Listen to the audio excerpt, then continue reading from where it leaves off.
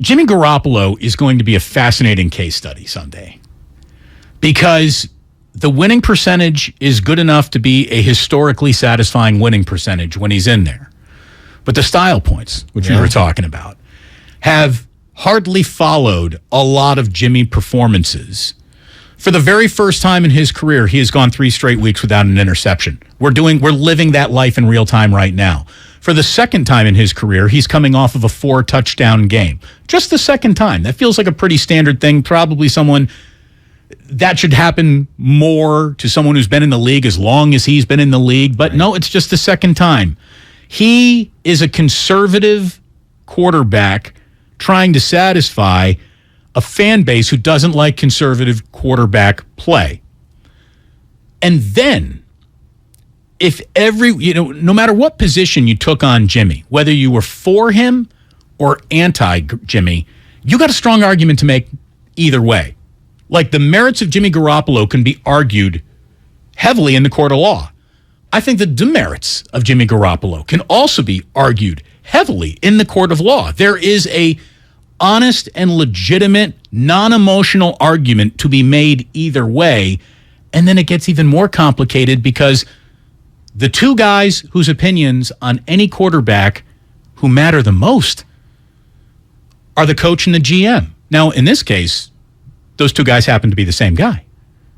Kyle Shanahan did more to give up on Jimmy Garoppolo than any 49er fan who ever called into a sports talk radio show, than any host who ever tried to do a segment about Jimmy Garoppolo, either get him run out of town or try to convince you that he was the next, great 49er quarterback. The team tried to move on from him. Not our opinions, not Skip Bayless on a talk show. The team, the guy who is around him and understands offense, like Kyle Shanahan sees the Matrix. We're watching a movie, but he sees the Matrix, right? Mm-hmm. The guy who understands more about what his offense needs told everyone definitively that it's time to move on from Jimmy. So then to go back to Jimmy, which we can see in real time, hindsight being 2020, is a blessing that they had that opportunity, but it was an opportunity they didn't even create for themselves. Jimmy Garoppolo's shoulder surgeon has more to do with him being on this roster this year than Kyle Shanahan does. Yeah. And that's the weird world that so much Jimmy conjecture lives in. And I'm just, the victory laps that are happening already after this game, I don't really understand it. We have people saying, remember when Niner fans wanted to release Jimmy Garoppolo for nothing? How do you think they feel now? Well, yeah, I do remember. And I remember because they had to pay Jimmy a lot of money that they did not want to pay him, and they had a quarterback that they gave up first-round picks to put on the field. Yeah. So that was the situation. And by the way, he had a bum shoulder, and nobody wanted to trade for him. So this idea that this revisionist history that everybody wants to do, and Jimmy, to your point, Damon, it's so polarizing, the whole thing. You either love him or you hate him. There's no in between. When really that's what he is, right there in between, being a great quarterback and being a not so great quarterback. He is a good quarterback. And for everybody out there, I am the king of two things can be true. Is Jimmy playing really well? Yes. Is he playing really well because of Christian McCaffrey? I think the answer is yes, because you can't add probably the best escape valve in the NFL to a team and just say all of a sudden we need to say sorry to Jimmy. The bottom line is, in those downs that we spoke about where Jimmy would try to force something, he no longer has to do that. So that's why he's playing so much better. I mean, that's a big part of it. He was playing well before Christian McCaffrey came. I will say that. But this is added.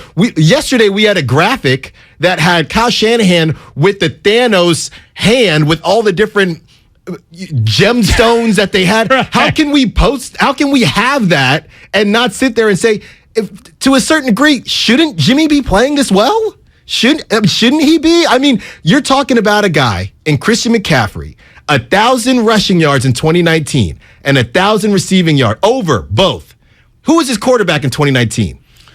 Man, who was that in Carolina? Where they were moving on from? Yes. From Cam. That's right, Cam. Cam got injured. It was Kyle Allen. Kyle Allen started 12 games that year, and Christian McCaffrey got over 1,000 receiving yards. Kyle Allen starting on Sunday for the Houston Texans. I just found out Kyle Allen was still in the league. Yeah, I think we all did. So it's not haterade. It's not anything like that. It's just the facts. Christian McCaffrey is really, really good, and he's making everybody better. That doesn't take anything away from Jimmy. To me, I just have higher expectations for Jimmy. When you add Christian McCaffrey, how many teams have that many elite players? Offensive players. Not to mention, we know about the defense, but you have George Kittle, you have Deebo Samuel, and you add Christian McCaffrey? Are we not? It should be working. It should be working. Having said all that, I'm glad that Jimmy is having some flowers handed to him while he can still smell them. I think he is deserving of that. It's got to be suffocating living in an unrelenting social media world where everybody is up your rear end about everything that's good. Every single time the Niners win a game, they're about to be a Super Bowl champion. And then every single time that they lose a game, they're maybe the worst team in football. And that's the overreaction that's got to be driving them nuts. I know when I hear it, it drives me nuts. I also don't like people who sit on the fence. And that is, where a lot of, people who do what we do, who talk about sports, need to give you a reason to listen, and everything's got to be, Yankees or Red Sox. There is no right in the middle. You can't like both. So everyone, you are going to be decidedly pro-Jimmy or decidedly anti-Jimmy, and nobody likes a fence sitter. But the person who is comfortable and confident enough to sit on the Jimmy Garoppolo fence is better positioned to be a more legit critic than the person who's already picked a side. And with all that said, where's Jimmy's problem been? Has it been in the beginning of the year? No. Has it been in the middle of the year? No. Has it even been at the end of the regular season? The answer is no. There's no parade for Jimmy until we see what he does in the playoffs, trying to declare him, this is what we promised you this whole time. We knew it. This is it right now. Everybody owes him an apology. Oh, my goodness. Everyone will owe him an apology, Kyle Shanahan included, if he's being handed a Lombardi trophy. Right. That's when the line of apologies and Jimmy, we're sorries need to begin. Jimmy Garoppolo's quarterback rating in the playoffs, in fourth quarter of playoff games, is worse than if he had just taken the snap and spiked the football.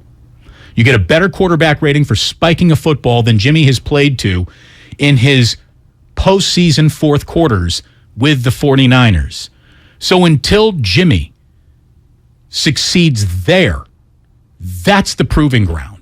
This is not the proving ground. This is not the theater of warfare that Jimmy needs to be declared victor in. He needs to win the NFC Championship game, appear in another Super Bowl, and the Niners need to win that game. Whether he throws a forward pass in it or not, I don't even care.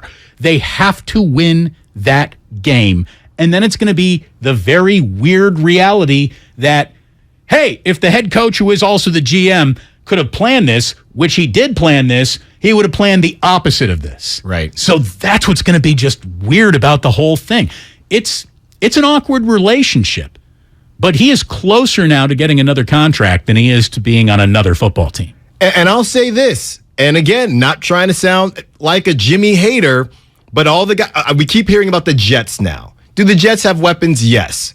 But is it more about, and not to do the system QB thing, but is Jimmy going to go anywhere else, sans maybe Tampa, that's going to have this many weapons? There's no way. There's no way. I don't think so. I think he likes it in San Francisco. Even though it's been a little bit of an abusive relationship, I think he likes it.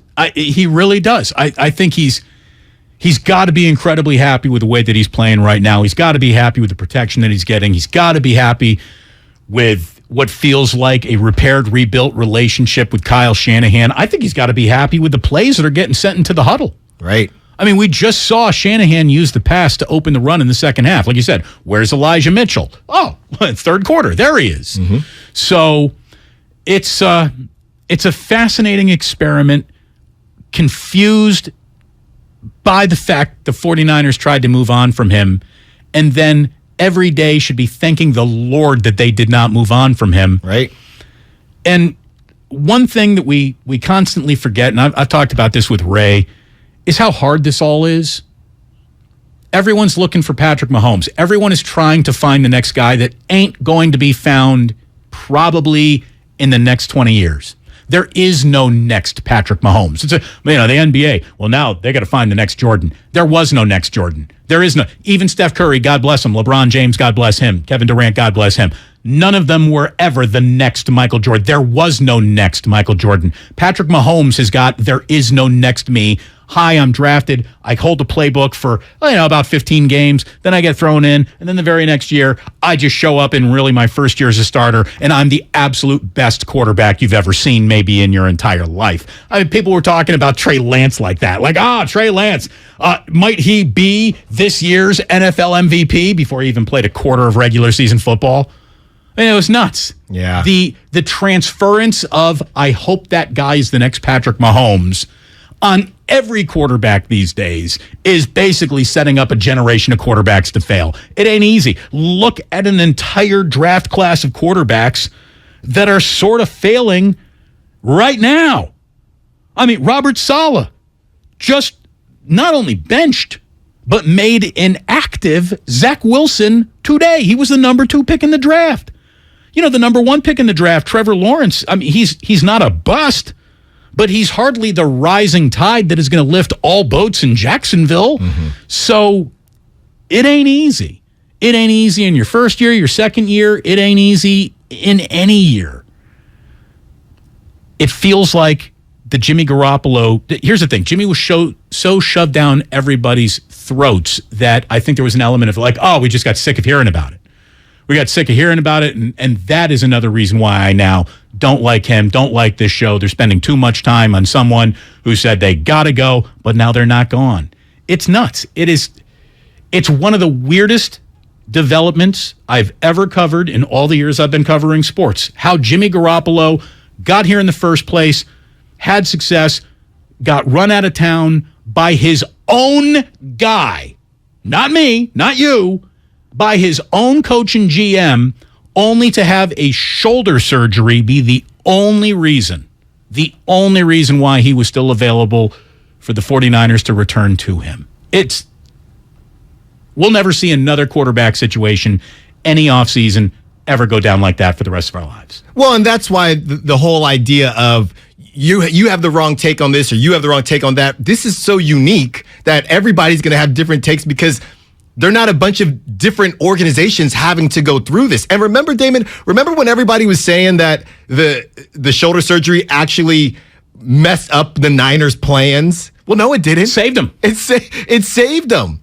And at the time, did we know Trey Lance was going to run that much? I don't know, but I don't know if Kyle Shanahan knew that either because they were still trying to figure this thing out. I don't know if they even trade for Christian McCaffrey if they still have Trey Lance because we don't know anything in terms of what would have happened if Trey Lance doesn't get injured. We can only live in this reality. And in this reality, Jimmy Garoppolo is a good quarterback, which is fine. Everybody that feels like they have to cape up for him or you're being disrespectful, we're not being disrespectful. He's a good quarterback with really good weapons, and he's playing well. That's it. It's fair. It's a fair position to take. What is unfair is anyone. Here's the thing. To call him great, he's not. To say that he sucks, he doesn't. The truth is somewhere in the land of the statement that you're about to make about this player is not very sexy or memorable. Mm-hmm. And that's who he is. I mean, he's very sexy. He's very memorable, according to my wife. That cutting jawline, which just picks up first downs on quarterback sneaks all by itself. But it's one of the weirdest, awkward situations we've seen in a really long time. And the truth is that the day you declare everything right with Jimmy, the very next week he gives you a reason to doubt him again. And then once you're convinced that it's time to doubt him again, he gives you 2-3 games in a row that make you want to believe in him again. It's a seesaw at all times with Jimmy Garoppolo.